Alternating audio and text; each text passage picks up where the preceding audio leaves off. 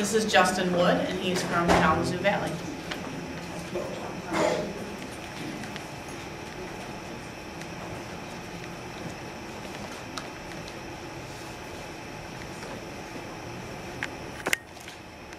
Good morning.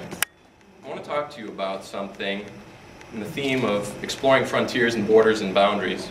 And it's something a little controversial, but it's relevant to my life. It's the issue of gentrification. It's a word that represents the shifting borders of urban areas and the result of wealthier people moving into areas populated predominantly by poorer citizens, often minorities. The discussion of gentrification is often heated because as property values rise, the higher prices that can result can become out of reach for poor renters in these popular expanding areas. I believe this is a process that can be done responsibly without passing undue burden to the disadvantaged while embracing cultural and ethnic diversity. I'm moving into Kalamazoo's Edison neighborhood and restoring a house which was neglected for too long, but hope to prove that it's possible to uplift a community without hurting those people most in need of help and support. The late great Dr. Martin Luther King, during his last Southern Christian Leadership Conference presidential address, spoke of the need for our society to be reborn and remove the boundaries between the disadvantaged and the people of privilege, issuing a challenge which I'll quote. "Let us be dissatisfied until America will no longer have a high blood pressure of creeds and an anemia of deeds. Let us be dissatisfied until the tragic walls that separate the outer city of wealth and comfort and the inner city of poverty and despair shall be crushed by the battering rams of the forces of justice.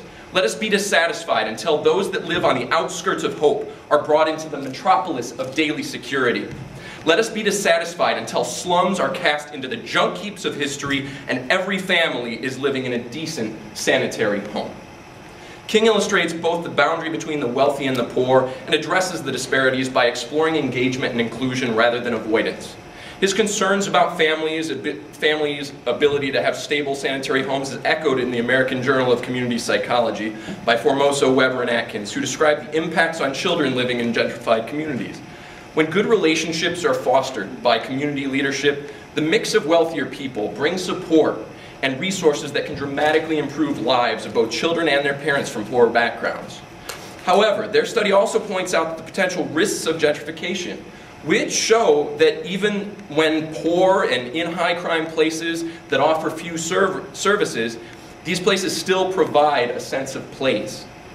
Being forced beyond the border of that neighborhood because of rising rent or tax costs can embitter people who are forced to move. And this is especially true if these people lack low-cost alternatives. An article in Mother Jones by Dashka Slater illustrates a solid strategy by stating the importance of avoiding being behind locked gates and instead patronizing businesses, parks, and services outside the neighborhood. Being a real neighbor and opening your door to beautiful diversity of people, especially those in need, is the best way to explore how to remove the boundaries that stand between people and ensure a future in which we can all fulfill our dreams.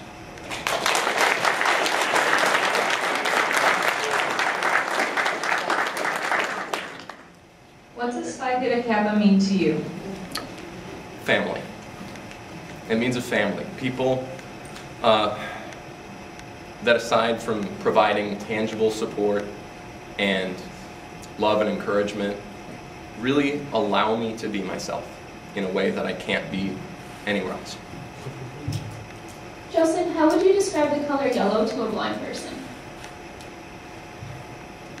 When you step outside after a long cold winter,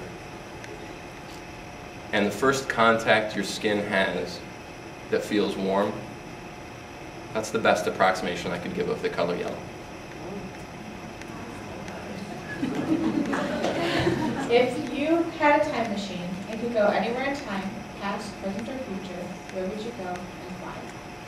I would go back and forth between right now and the far, far future and see what improvements I could make and what things I could change, and then probably have to fix that like 1,000 times as I screwed up. If you woke up tomorrow and had 2,000 unread emails in your inbox, and you could only open and reply to 300, how would you choose the 300? Well, first I'd look for familiarity with what I would consider a scale of importance. and seek out those which would also rate on a scale of urgency. And in my mind, there's sort of a cross grid where those that are urgent and important would hit the first pile.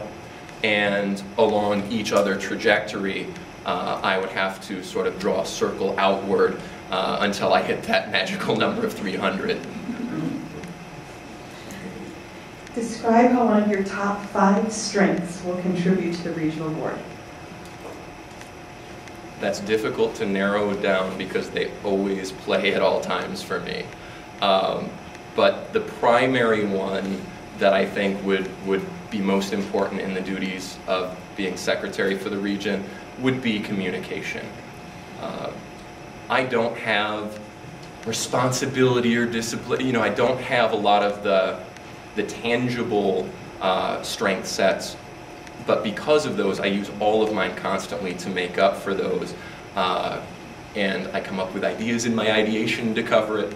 And I'm very future-oriented, so I'm thinking about how to plan, even though I'm not always the best at it. But honestly, there's no wrong answer because they all are just the best way to describe me, and me is what you get. Thank you.